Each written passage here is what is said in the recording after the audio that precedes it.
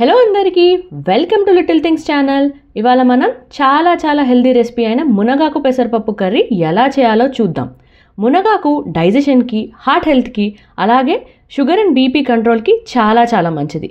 వారానికి ఒక్కసారైనా ఈ రెసిపీ తినాల్సిందే. ఆహా, ఆ సువాసనకే నోరు ఊరిపోతుంది.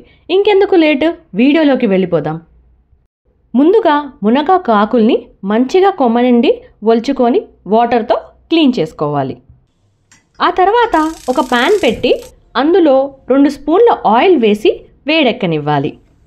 ఆ తర్వాత 4 వెల్లుల్లి రబ్బలు, 2 ఎండుమిర్చి, 1 స్పూన్ శనగపప్పు, 1 స్పూన్ మినప్పప్పు, అలాగే కొంచెం ఆవాలు జీలకర్ర వేసి వేగనివ్వాలి.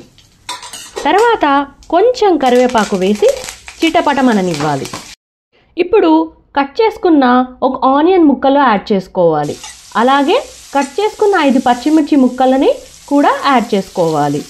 ఆనియన్స్ రంగు మారేదాకా వేయించుకోవాలి.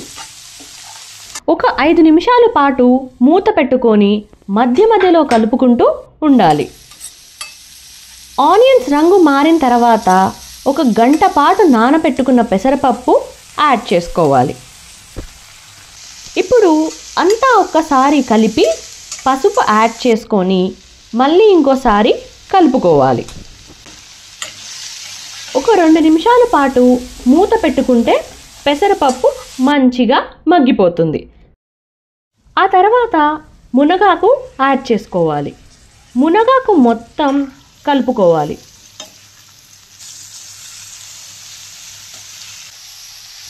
రుచికి సరిపడా ఉప్పు యాడ్ చేసుకొని ఆకు పచ్చి వాసన పోయేదాకా మూత పెట్టుకొని మగ్గించుకోవాలి. ఆ తర్వాత 2 నుంచి 3 స్పూన్ల కారం వేసుకోవాలి. కారం కూరకంతా బాగా పట్టేదాకా కలుపుకోవాలి. కూర డ్రై అవ్వకుండా కలుపుగోలుగా ఉండడానికి కొంచెం వాటర్ యాడ్ చేసుకోవాలి. ఒక 2 నిమిషాలు మూత పెట్టుకుంటే మన టేస్టీ మునగాకు కర్రీ రెడీ అయిపోయినట్టే. ఈ కర్రీ అన్నంలోకి, రోటీలోకి చాలా టేస్టీగా ఉంటుంది. మీరు కూడా ఈ రెసిపీ ట్రై చేసి ఎలా ఉందో చెప్పేసేయండి. మీకు మా వీడియోస్ నచ్చినట్టయితే లైక్, షేర్, సబ్స్క్రైబ్ చేయండి. మరికొన్ని రెసిపీస్తో మీ ముందుకు వస్తాం. అంతవరకు బాయ్ మరి.